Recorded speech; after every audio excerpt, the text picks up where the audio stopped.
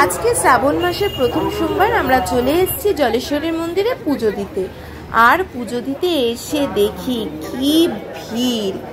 ভেবেছিলাম তাড়াতাড়ি পুজো দিয়ে একটু পার্কটা ঘুরে বাড়ি যাব, কিন্তু না, এসে দেখি মানে কত ভিড়। তোমরা দেখো, দেখলেই বুঝতে পারবে। প্রায় 6200 কতজনের পরে আমাদের লাইন, মানে কুপন কাটতে হয়েছিল, তো কুপনে আমাদের 6200 সামথিং এরকম কিছু একটা ছিল। তো আমাদের পেছনেও আরো লোক ছিল। আমাদের পুজো দিতে দিতে অনেক দেরি হয়ে গেছে।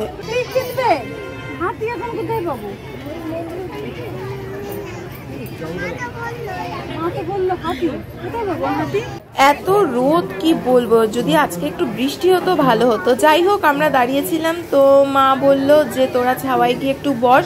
তো সেই কারণে আমরা একটু ছাওয়ায় এসে দাঁড়িয়েছিলাম, আর মা বাবা রোদে দাঁড়িয়েছিল লাইনে।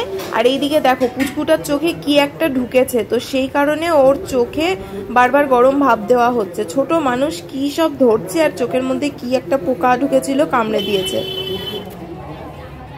আর এইদিকে দেখো, আমি একটু বসার জায়গা পেতে না পেতেই বসে পড়েছি ধপ করে। তারপর দেখি মাও আসলো। মা লাইনেই দাঁড়িয়েছিল, আমাদের দেখতে পেয়ে একটু এসছে। তো যাই হোক, মা বলল তোরা মন্দিরের ভেতরে গিয়ে বস। তো আমরা সেই কারণে মন্দিরের ভেতরে চলে এসেছি। আর এইদিকে দেখো, আমার কপালে পরিয়ে দিল একটা ভাই, সরি। তো এইদিকে হচ্ছে পুচকুটা পপকর্ন খাচ্ছে। ও তো ছোট মানুষ, ও তো খিদে পায়। আগে ডাবের জল খেয়েছে, তো এখন আবার একটু পপকর্ন খাচ্ছে, কারণ ও তো আর উপোস করতে পারে না। যাই হোক, তো এইদিকে দেখো কত মজা করছে। আর আমরা বসে বসেই বোর হয়ে যাচ্ছি, আর মা বাবা কষ্টে লাইনে দাঁড়িয়ে রয়েছে। আর এইদিকে দেখো, পুচকুটার জন্য আবার দাদা ডাবের জল কিনে আনলো। বোন তো এইদিকে টুকটুক করে জল খাচ্ছে, কারণ যা গরম আর পারা যাচ্ছে না। তো যাই হোক, আমাকেও বলছিল জল খেতে, আমি খাইনি। বাড়ি থেকে আসার সময় অল্প জল খেয়েছি। মাই বলেছে একটু জল খেয়ে নিতে, কারণ যা গরম, জল না খেলে শরীর খারাপ করবে। আমি চেষ্টা করি নির্জলা উপোস থাকার, তো কিন্তু আজকে একটু জল খেয়ে নিয়েছিলাম, কিন্তু পুজো দিতে এসে আর আমি জল খাইনি। তো এইদিকে দেখো কত লোক, মানে আমাদের পুজো দিতে দিতে প্রায় 4:30 মতো বেজে গিয়েছিল, কিন্তু আমরা এখনো বসে আছি। এদিকে বাবা মা হচ্ছে লাইনে দাঁড়িয়ে রয়েছে। তো দেখো, ঠাকুরের নামে সবাই দণ্ডি কাটছে। তো আমি ভাবলাম একটু তোমাদের ভিডিও করে দেখাই। আর ওইদিকে দেখো, ওই লোকটার মনে হয় একটা পা নেই, তো কত কষ্ট করে ঠাকুরের নামে দণ্ডি কাটছে।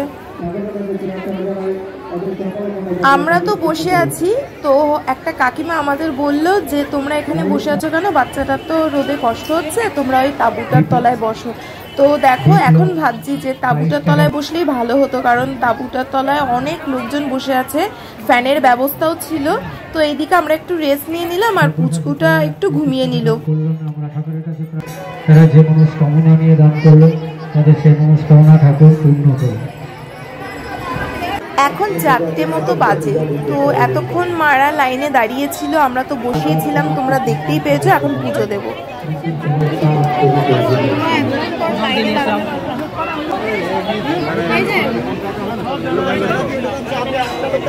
কত লোক দূর দূর থেকে এসে ঘন্টার পর ঘন্টা লাইনে দাঁড়িয়ে, এখনো অনেকেই পুজো দিতে পারিনি, কিন্তু কিছু লোক অনেক লেটে এসে তাড়াতাড়ি পুজো দিয়ে দিব্যি ঘুরে বেড়াচ্ছে, বসে আছে। তো মন্দিরের এই সিস্টেমটা খুবই বাজে। যারা কষ্ট করে লাইনে দাঁড়িয়েছে তাদেরই আগে পুজো দেওয়াটা মানে উচিত, কিন্তু তা না, সব জায়গায় টাকার খেলা। মন্দিরের ভিতরেও এত ভিড়, কি বলবো। তো যাই হোক, সবাই আমার সাথে সাথে বলো হর হর মহাদেব। তো ফাইনালি আমাদের পুজো দেওয়া হয়ে গেছে। সেই 9:30 থেকে লাইনে দাঁড়িয়েছি। এখন কটা বাজে? 4:30 মতো বাজে। এতক্ষণ পর পুজো দেওয়া কমপ্লিট হলো। এই যে বাবা প্রসাদ নিয়ে আসছে।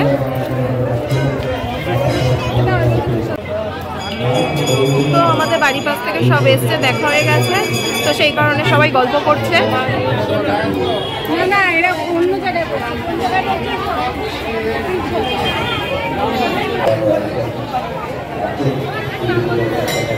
দেখো, এখনো কত বড় লাইন দেখতে পাচ্ছ। দাঁড়াও, ওই দেখো, দেখেছো এখনো কত বড় লাইন ওই পাশটায়।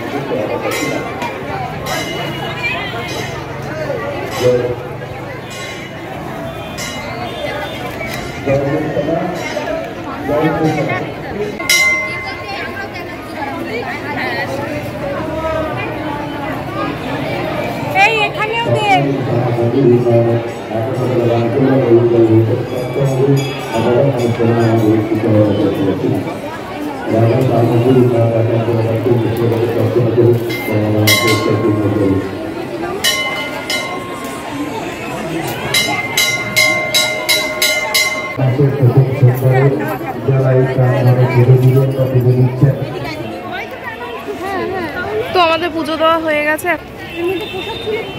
আমাদের চরণামৃত প্রসাদ সব খাওয়া হয়ে গেছে। সবকিছু তোমাদের ঠিক ভালোভাবে দেখাতে পারলাম না, এত ভিড় কি করে দেখাবো বলো। আর এইদিকে দেখো শুনটু এখন স্কার্ট করছে। আর হ্যাঁ, আমরা কিন্তু পুজো দেওয়ার আগে জলের ছিটা দিয়ে নিয়েছিলাম মাথায়। দেখো মন্দিরটা তোমরা একটু ভালো করে দেখে নাও। এসেছিলাম জলেশ্বরের মন্দিরে, এই যে মা সবাইকে আবার প্রসাদ দিচ্ছে। প্রসাদ খাওয়া হয়ে গেছে, তারপরেও আবার দিচ্ছে মা প্রসাদ। এই তুই আবার কোথায় যাচ্ছিস? একটুখানি দাঁড়িয়ে একটু পুকুরটাকে দেখছি। বিকাল হয়ে গেছে, বেশ ভালো লাগছে। একটু বৃষ্টি হলে ভালো হতো আজকের দিন, বেশ একটা ঠান্ডা ঠান্ডা শান্ত শান্ত ভাব লাগতো। তো দেখো এখনো কত বড় লাইন। আমাদের পুজো দেওয়া হয়ে গেছে, আর বাবা গামলাটাকে পরিষ্কার করছে। পুজো দেওয়া হয়েছিল।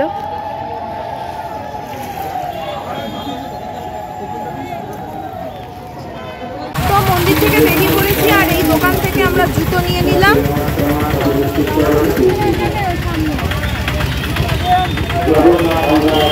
তো এখন চলে এসেছি মিষ্টি দোকানে মিষ্টি দই খেতে। তো এইদিকে দেখো মা টিফিন বক্স লাগাচ্ছে। একটা মজার ব্যাপার ঘটেছে, মা বাড়ি থেকে সাবু ফলটল নিয়ে এসছে, আর বাবাকে বলেছিল আমাদের ওখান থেকে মিষ্টি দই কিনে নিয়ে যেতে। তো বাবা নিয়ে যায়নি, বাবা বলেছে জলেশ্বরের মন্দিরে যাচ্ছি যখন ওখান থেকে মিষ্টি দই কিনবো। তার দোকানটা এত বাজে যে দোকানে কিছু নেই, মানে দই আইসক্রিম কিছু নেই। তো যাই হোক বাড়ি চলে এসেছি, আর তো খাওয়া হয়নি। এই এখন রাতের ডিনার করছি, সাবু ফলটল। তো যাই হোক, টাটা, গুড নাইট।